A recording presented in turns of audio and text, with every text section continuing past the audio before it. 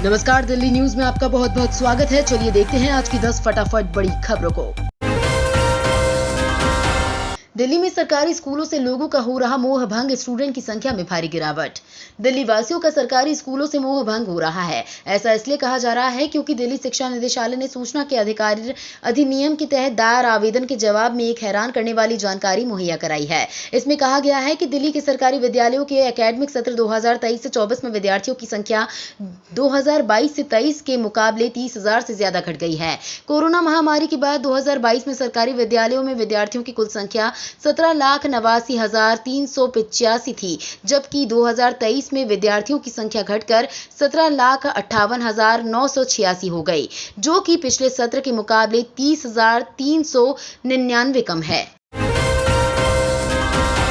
MCD की 22 parking में जल्द शुरू होगी फास्टैग सुविधा। राजधानी में पार्किंग में प्रवेश व निकासी पर खुले पैसों की समस्या और शुल्क को लेकर होने वाली कहासुनी को खत्म करने के लिए निगम ने फास्टैग युक्त पार्किंग प्रणाली लागू करने का निर्णय लिया है। शहर की 22 प्रमुख बहुमंजिला और स्थलीय पार्किंग में आने वाले दिनों में ये सेवा चालू हो जाएगी। इससे नागरिकों की पार्किंग ठेकेदारों द्वारा ओवर चार्जिंग की शिकायतें भी खत्म होंगी। इतना ही नहीं, इन पार्किंग में मानवीय हस्तक्षेप खत्म किया जाएगा। इससे नागरिकों का वो समय भी बचेगा।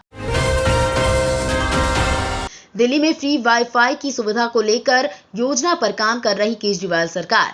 केजरीवाल सरकार दिल्ली में एक बार फिर मुफ्त वाईफाई की सुविधा मिलने वाली है। इसके लिए सरकार एक नई योजना पर काम कर रही है। शनिवार को पीडब्ल्यूडी मंत्री आतिशी ने कहा कि योजना को नया रूप दिया जा रहा है। फंड की कोई कमी नहीं है। दरअसल आम आदमी पार्टी ने 2015 के विधानसभा चुनावों से पहले 70 वादों में से एक मुफ्त वाईफाई देने का वादा किया था। इसके लिए उसने 100 करोड़ रुपए का बजट निर्धारित किया था। पार्टी ने अपना वादा पूरा किया, लेकिन पिछले साल दिसंबर में सर्विस देने वाली कंपनी का ठेका समाप्त होने के बाद 16 दिसंबर से ये सुविधा बंद कर दी गई। जेएनयू की दीवारों पर लिखे विवादित नारे, पीएम मोदी को लेकर भी की गई टिप्पणी।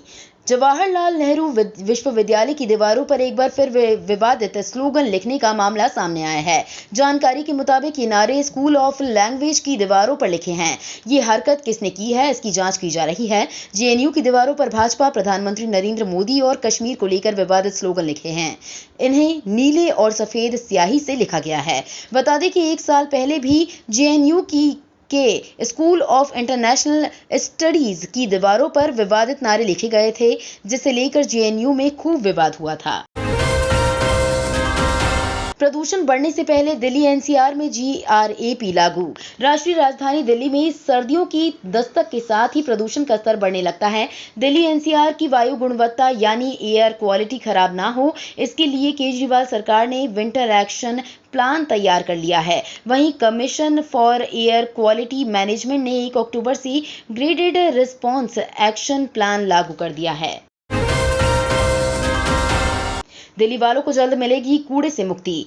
दिल्ली के लोगों को जल्द ही कूड़े के पहाड़ से मुक्ति मिलेगी। सीएम अरविंद केजरीवाल ने भलसवा लैंडफिल साइट का दौरा किया। इस दौरान उन्होंने कहा कि एमसीडी चुनाव 2022 के दौरान हमने कूड़े के पहाड़ को हटाने का वादा किया था। कूड़ा हटाने का काम जारी है। भलसवा लैंडफिल साइट से 30 सितंबर तक 14 लाख टन कूड़ा हटाने का टारगेट रखा गया है। अब तक 18 लाख टन कूड़ा हटाया गया है। जल्द ही लोगों को कूड़े से मुक्ति मिलेगी। पीएम मोदी ने अंकित बैयनपुरिया के साथ किया श्रमदान। पीएम मोदी ने अंकित बैयनपुरिया के साथ साफ सफाई की। इस दौरान दोनों ने फिटनेस, स्वच्छता के साथ किस तरह से जुड़े हैं, इस पर भी बात की। अंकित ने पीएम को बताया कि पहले से ज्यादा अब लोग स्वच्छता के प्रति जागरूक हो रहे हैं। प्रधानमंत्री मोदी ने स्वच्छता कार्यक्रम के तहत श्रमदान किया। उनके साथ अंकित बैयनपुरिया ने भी साफ सफाई की। इसका एक वीडियो पीएम ने अपने सोशल मीडिया एक्स पर साझा किया है। दिल्ली मेट्रो के कर्मचारियों ने स्वच्छता की सेवा अभियान में लिया भाग। 90 स्थानों पर की सफाई। राष्ट्रपति महात्मा गांधी को श्रद्धांजलि अर्पित करने के लिए बीते दिनों पीएम मोदी ने 15 सितंबर से 2 अक्टूबर तक स्वच्छता पखवाड़े की शुरुआत करते हुए लोगों से श्रमदान करने की अपील की थी। अब इस अभियान के तहत दिल्ली मेट्रो रेल कॉरपोरेशन के कर्मचारियों ने रविवार को मेट्रो स्टेशनों, डीएमआरसी डिपो, कॉलोनियों और निर्माण स्थलों समेत 90 स्थानों को कचरा मुक्त करने के लिए श्रमदान में हिस्सा लिया। विकास मंत्री गोपाल राय ने आजादपुर मंडी का क्षतिग्रस्त शेड को 45 दिन में ठीक करने का दिया आश्वासन। दिल्ली के विकास मंत्री गोपाल राय आग लगने की घटना का जायजा लेने रविवार को आजादपुर मंडी पहुंचे। उनके साथ मंडी के अधिकारी, डैम के सदस्य व आजादपुर मंडी के पूर्व अध्यक्ष आदिल अहमद खान सहित अन्य मौजूद रहे। इस मौके पर मंत्री ने कहा कि आग लगने की घटना को लेकर जांच का आदेश दे दिया है।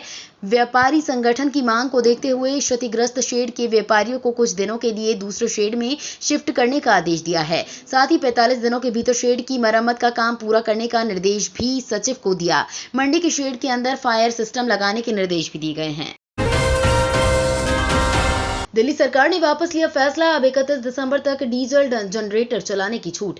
अक्टूबर से ग्रिड रिस्पांस एक्शन प्लान लागू किया जा रहा है। इसमें 31 दिसंबर तक डीजी सेट पर लगने वाले प्रबंध में थोड़ी राहत दी गई है। हालांकि ये उद्यमियों और सोसाइटी निवासियों के लिए नाकाफी है, लेकिन ये राहत केवल एक श्रेणी को दी गई है। इससे 800 किलोवाट और इसके ऊपर के डीजी सेट पर लागू किया जाएगा, जबकि 125 से 800 किलोवाट की डीजी सेट के लिए ड्यूल फ्यूल मोड होना जरूरी है। इसके अलावा पंजीकृत वेंडर माध्यम से इसके विकल्प की सुविधा दी जाएगी। वहीं 19 किलोवाट से 125 किलोवाट तक की डीजी सेट में अनिवार्य रूप से ड्यूल फ्यूल मोड होना जरूरी है। तो ये थी आज की बड़ी खबरें। डेली खबरों से अपडेट रहने के लिए चैनल को सब्सक्राइब करना बिल्कुल ना भूलें। धन्यवाद।